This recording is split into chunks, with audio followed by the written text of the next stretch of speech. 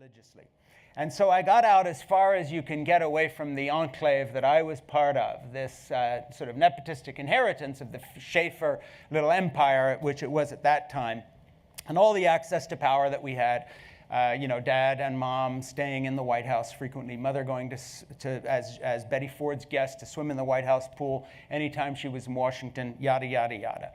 And so I went to Hollywood, and we were living in Massachusetts already at that time, and I rented a little studio apartment and used the footage that we had cut, that I had cut out of these religious documentaries I made to make a show reel, and went off and got myself an agent and wound up directing 4 low-budget Hollywood movies that if you stay up very late and go to shitty cable stations, you'll see. They're not very good, but it was work, and it sort of got me over the hump.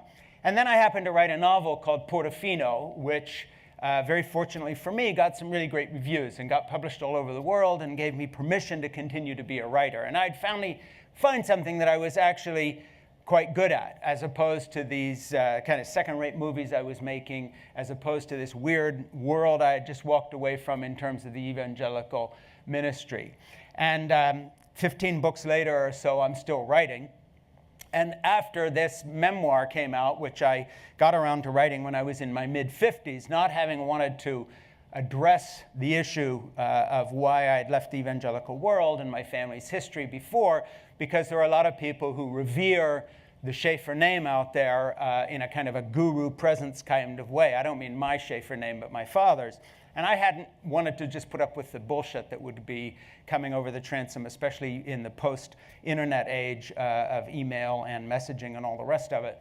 And so I'd kind of, okay, I'll write another novel, and I'll write on this subject and that subject. And when my son went into the Marine Corps and fought in Afghanistan, I wrote a book called Keeping Faith, a father-son story about love in the United States Marine Corps. I had never served. It wasn't political.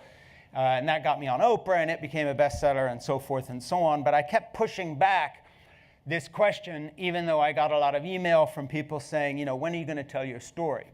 And when I did tell it, the book came out and did quite well. Terry Gross did an hour program on Fresh Air on it, and so forth and so on.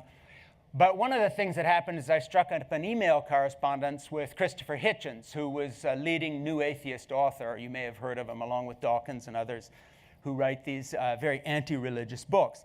And Christopher Hitchens liked the book, and he started writing to me while he was reading it, saying, you're a good writer, and so forth. And it was very nice, because I respected him and his writing and debating skills and so forth.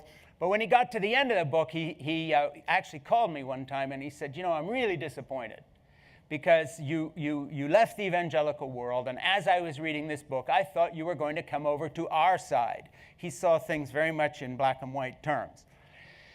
And instead, I get there, and you end the book, and you're kind of indecisive, and it sounds as if you're still a spiritual person. Why didn't you leave all this nonsense behind? Why do you still have this interest in spirituality, albeit not of the evangelical variety? Interestingly enough, I was getting quite a bit of email from evangelicals who didn't like the book, and I was getting quite a bit of email from people who were following Chris Hitchens, although I was talking to him himself in this case.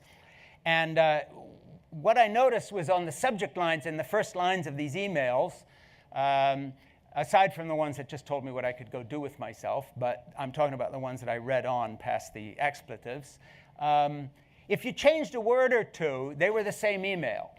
They were from people who were, in my mind, increasingly, as I tried to identify what the hell's going on here, what I came to call certainty addicts.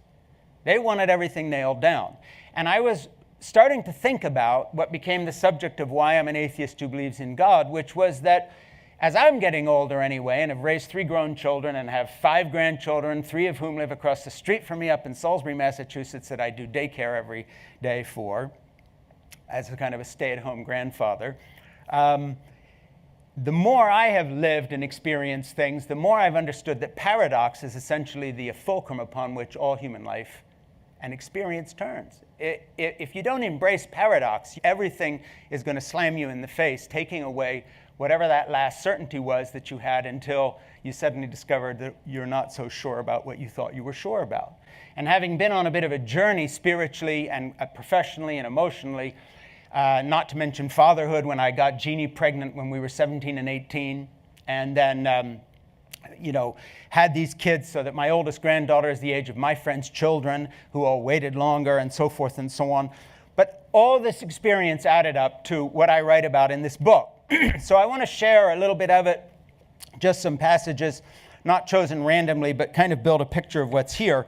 And I'll just start with one at the beginning, though the book has more stories in it than it does kind of this nonfiction narrative. But let me just kind of sum up a little bit of what I was just saying as I write it in the book.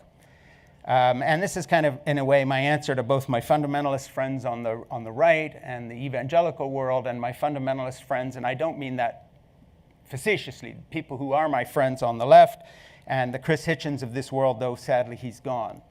And I guess you could call this book an extended answer to many, many emails. My kaleidoscopic beliefs are fickle and motivated by desire, wishful thinking, and wanting to fit in with my family and community and make my marriage work. My dogmatic declarations of faith once provided status, ego-stroking power over others, and a much better income than I've ever earned since fleeing the evangelical machine. Certainty made things simple, gave me an answer to every question, and paid the bills.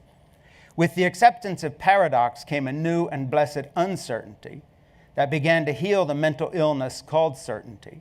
The kind of certainty that told me that my job was to be head of a home and to order around my wife and children because the Bible says so.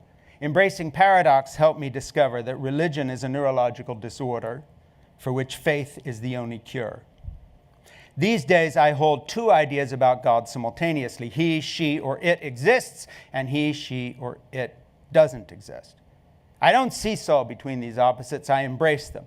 I don't view this embrace as requiring a choice between mere emotion and fact, or between evolutionary biology and spirituality. Reality can't be so neatly parsed. Neuroscientists who analyze our chemistry-based brains still fall in love. Preachers declaiming a literal view of the Bible and so-called young earth still use petroleum products only found because geologists operate on the premise that the earth is 4.54 billion years old. I don't view my embrace of opposites as a kind of agnosticism. I view it as the way things actually are. An agnostic neither believes nor disbelieves in God. I'm not that person. I believe and don't believe at the same time.